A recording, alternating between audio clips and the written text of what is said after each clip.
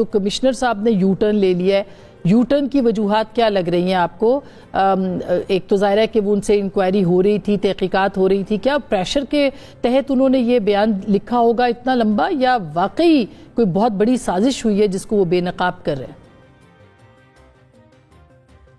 یہ تو پاکستان میں کم ہی پتہ لگتا ہے، لیکن ایک جو پیٹرن ہے وہ بڑا واضح ہے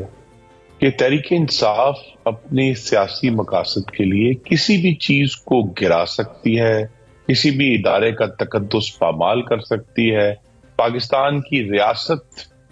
کو گرا سکتی ہے تاکہ وہ اپنے سیاسی مقاصد حاصل کر سکے۔ میں شکر گزار ہوں آپ نے سنا دیا کہ اگست 2022 میں کیا گفتگو کی تھی، لیکن یہ پہلی گفتگو تو نہیں ہے۔ اس سے پہلے بھی اگر آپ کو یاد 2019 میں جو آئی ایم ایف سے معاہدہ کیا گیا تھا، اس میں پہلی دفعہ جو ہے وہ منی لانڈرنگ کو جو ہے وہ مینشن کیا گیا اور کہا، اور یہ جو خط بھی ہے جو یہ لکھنے جا رہے ہیں، اللہ کرے نہ لکھیں، لیکن جو ریکارڈ تو یہی کہتا ہے کہ بار بار پاکستان کی جو خود مختاری ہے اس کو کمپرومائز کرتے ہیں اپنے سیاسی مقاصد کے لیے۔ اگر میں آپ کو یاد کرا سکوں، ایک دفعہ ایک انٹرویو میں عمران خان وزیر اعظم نے کہہ دیا تھا کہ جی اگر کشمیر کا مسئلہ حل ہو جاتا ہے تو ہم اپنا جو نیوکلیر پروگرام ہے اس کو بھی ختم کرنے کے لیے تیار۔ آپ خرم صاحب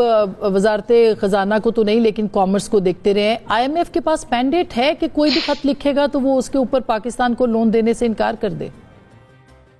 جی نہیں، ان کے پاس مینڈیٹ نہیں ہے، لیکن یہ جو خط ہے یہ جا کے ہٹ کرتا ہے آئی ایم ایف کا جو ٹیکنیکل ٹیم، اس کو نہیں۔ جو آئی ایم ایف کے پولیٹیکل ماسٹرز واشنگٹن میں بیٹھے ہیں، جن کے پاکستان میں خارجہ پالیسی کے ایشوز ہیں، تو پاکستان کے ساتھ اپنے مختلف جو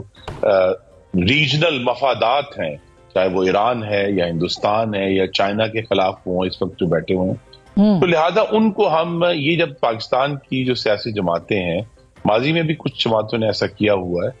اس سے جو پاکستان کے اوپر دباؤ ڈالنے والوں کو جو سیاسی لوگ ہیں، ماضی میں کن جماعتوں نے کیا ہے؟ کیا الیکشنز کی جو دھاندلی ہے، یہ الزامات تو ہر دفعہ لگتے ہیں؟ جی الیکشنز کی دھاندلی، ہاں، لیکن اس کو آئی ایم ایف کا ایندھن بنانے والی تحریک انصاف پہلی جماعت ہے۔ اس سے پہلے مختلف ہیومن رائٹس کے اوپر جماعتوں نے یو این کو لکھا ہے اور بھی ایشوز لکھا ہے، لیکن یہاں براہ راست آئی ایم ایف کو لکھنا جو ہے، اس کا مطلب یہ ہے کہ پاکستان کی جو معاشی استحکام ہے، تحریک انصاف استحکام نہیں چاہتی، وہ چاہتے ہیں کہ یہاں پاکستان میں انتشار اور انارکی پھیلے، جس سے شاید ان کا پھر جو سیاسی اقتدار ہے اس پہ مزید بات، یہ انتہائی مذموم اگر یہ خط لکھا گیا تو یہ میں آپ سے بھی گزارش کروں گا کہ ناظرین کو یہ بتانا چاہیے کہ بعض چیزیں سیاست سے ماورا ہیں، وہ بالا تر ہیں۔ آپ ہر چیز کو، جس طرح انہوں نے سائفر کو اپنی سیاست کا ایندھن بنایا اور پاکستان کا اتنا نقصان کیا کہ ہم ابھی تک اس سے باہر نہیں آ رہے۔ اچھا، لیکن ان کے الزامات بھی تو بہت سنگین ہے نا، اس کی پھر پاکستان میں بھی تحقیقات ہونی چاہیے۔ پہلے میں کمشنر پہ چونکہ میں نے آپ سے پوچھا تھا، اگر آپ مجھے ایک سیکنڈ مجھے دے رہے ہیں اس پہ، دیکھیں جی، الزامات کی تحقیقات دو چیزیں آپ کو یاد کرانی ہیں۔ ایک تو افضل خان صاحب اٹھے تھے 2013 میں اور انہوں نے بڑے الزامات لگائے، لیکن جب ان کو عدالت میں لے کر گئے تو وہاں وہ بے ہوش ہو گئے، اور جب انہیں ہوش آیا ہر لحاظ سے تو انہوں نے کہا کہ میں چیف الیکشن کمیشنر سے معافی مانگتا ہوں۔ دوسرا یہ کہ 2013 کے انتخابات کا ہی ایک عدالت میں بڑا طویل تفتیش ہوئی تھی سپریم کورٹ آف پاکستان میں، 35 پنکچز کے حوالے سے، ٹھیک بات ہے، دعوے دار تھے کہ جی ہمارے پاس بیگنے بھر کے جو ہے ثبوت ہے، وہ سب ردی ہوئے، اور سپریم کورٹ نے واضح کہا کہ کسی منظم دھاندلی کے ثبوت نہیں ملے۔ اچھا، لیکن کنڈی صاحب اب ہر چیز جو ہے نا، میری جو گزارش ہے، سر وہ الزامات، چیمہ صاحب والا معاملہ بھی ہے اور یہ بھی معاملہ ہے، آپ سب سے گزارش ہے کہ جو الزام لگائے اس کے لیے ثابت کرنا ہے کہ اس کے الزامات میں اتنی جان ہے کہ انویسٹیگیٹ کیا جائے۔ صرف الزام کی بنیاد پر ہمیں چڑھ نہیں دوڑنا چاہیے کہ انویسٹیگیٹ کرو۔ اچھا، یہ کمشنر صاحب کے کنڈی صاحب جو یو ٹرن ہے، آپ کو کیا سمجھ میں آتا ہے یہ کیوں؟ واقعی کہ پریشر تو نہیں تھا جو انہوں نے اپنے بیان سے انحراف کیا؟ پہ تحفظات ہیں، لیکن ہم یہ نہیں کہہ رہے کہ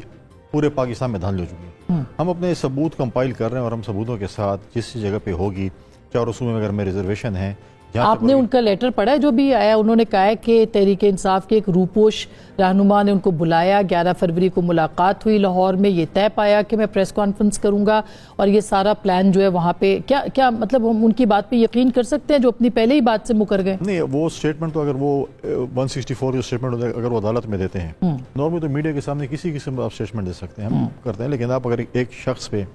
یا کسی اس پہ آپ الزام، اتنا بڑا سنگین الزام دیکھیں، 7 سیٹیں ہونے کی غالباً کتنی؟ جی، پوری پنڈی ڈویژن کے اوپر، پوری ڈویژن جو ہے بڑا امپورٹنٹ ڈویژن ہے، اس پہ اگر آپ کہیں کہ میں نے سب میں جو ہے نا 70,000 ووٹ ڈال دیے، وہی 70,000 ووٹ آپ نے ڈالے، باقی ووٹ کہاں سے؟ یہ چیزیں میں نہیں سمجھتا کہ ایسی چیزیں ہیں۔ اور پھر انہوں نے ان کا ضمیر 2024 میں بھی جا گئے، 18 میں بھی تو کہیں وہ پوسٹڈ ہوں گے، اس وقت ان کا ضمیر سویا ہوا تھا، 18 میں فری اینڈ فیئر۔ دیکھیں، اس ملک کا المیہ یہ ہے کہ یہ قوم ہمیشہ اس خواہش میں ہے کہ اس ملک میں فری اینڈ فیئر الیکشن ہو، وہ جس کے لیے ووٹ ڈالے اسی کے لیے گنے جائیں، لیکن انفارچونیٹلی ہمارے قوم کی خواہشات ابھی تک ان کی جو خواب ہے وہ پورا نہیں ہو سکتا کہ کیسی چیز ہو، کیونکہ ہر الیکشن کے بعد بہت بڑا ایک کوشچن مارک ہوتا ہے الیکشنز کے اوپر، مختلف پولیٹیکل پارٹیز پہ چاہے وہ جیتتی ہیں چاہے ہارتی ہیں کوشچن مارک کرتی ہیں، اور ہم پولیٹیشنز نے آج تک الیکشن کمیشن کو اتنا مضبوط، آپ کے اپنے بھی اعتراضات ہیں پیپلز پارٹی کے، ایون اب تو پی ایم ایل این بھی کہہ رہی ہے کہ ہمارے ساتھ، ہم نے الیکشن کمیشن کو آج تک اتنا مضبوط نہیں کیا کہ کل، اور ہم نے یہ ہماری غلطی ہے کہ ہم الیکٹورل ریفارمز اتنا نہیں کر سکے کہ جس کے اوپر الیکشن کے بعد کم از کم انگلی نہ اٹھائی جائے۔ بالکل صحیح ہے۔ اچھا مہربانو، اب آپ نے سنا کمشنر کا بھی سٹیٹمنٹ سنا، میں بعد میں وہ IMF کو خط والے معاملے پہ بھی آتی ہوں، لیکن آپ کو لگتا ہے کہ کمشنر صاحب نے پہلے غلط کہا تھا یا اب غلط کہہ رہے ہیں؟ کیا آپ کی کیا آبزرویشن؟ جی دیکھیے، بالکل آپ تحقیقات کیجئے، مگر یہ کہنا کہ کسی PTI کے رہنما جو روپوش ہیں انہوں نے ان کو بلایا اور وہ چلے گئے، تو میں تو اس وقت مجھے تعجب اس بات پہ ہو رہا ہے کہ اس وقت کیا PTI کے روپوش رہنماؤں کی کون سن رہا ہے؟ What do they have over the commissioner? اگر ہماری کوئی بات سن رہا ہوتا تو کیا ہم اس حد تک ناانصافی ہوتی؟ پچھلے 16 مہینوں سے جو ہو رہا ہے، تو کیا تب کوئی روپوش رہنما یہ نہیں کہہ سکتا تھا کہ MPO3 کے تحت ہمارے لوگوں کو بند نہ کیا جائے؟ وہ بھی تو یہیں سے ہوتا رہا نا، یہی کمشنرز کے آرڈرز پہ ہوتا رہا، تو آج وہی کمشنرز ہماری باتیں سن رہے ہیں جو ہمیں کل تک MPO3 کے نیچے بند کر رہے تھے، تو یہ سن کے یعنی یہ نہ سمجھ میں آنے والا آپ کو لگ رہا ہے واقعہ کہ انہوں نے اچانک یو ٹرن لے لیا؟ مطلب کسی کو بھی اس پہ یقین نہیں ہوگا۔ اب مجھے نہیں پتا کہ کس کے کہنے پہ انہوں نے پہلے بولا اور کس کے کہنے پہ وہ آج اس سے دور ہو رہے ہیں اسٹیٹمنٹ سے، بالکل بات اس کی تحقیقات ہونی چاہیے، مگر دیکھیں جو بنیادی نقطہ ہے ان کی سٹیٹمنٹ کو ہم اگر سائٹ پر بھی رکھتے ہیں، بنیادی نقطہ تو وہیں کا وہیں ہے۔ فارم 45 اور فارم 47 میں بہت بڑا تضاد ہے۔ اس کے بعد آپ فیفن بھی کہہ چکی ہے کہ جو ٹرانسپیرنسی ہے الیکشن کی وہ پولنگ ڈے تک بالکل برقرار تھی، اور ٹرانسپیرنسی جو ہے وہ سیکریفائس کی گئی ROs کے دفتر میں، یہ سب کہہ رہے ہیں، پیپلز پارٹی بھی کہہ رہی ہے، اب آپ جیسے کہہ رہی ہیں کہ PMLN بھی کہہ رہی ہے۔ اگر ساری جماعتیں بات پہ متفقہ ہیں کہ الیکشن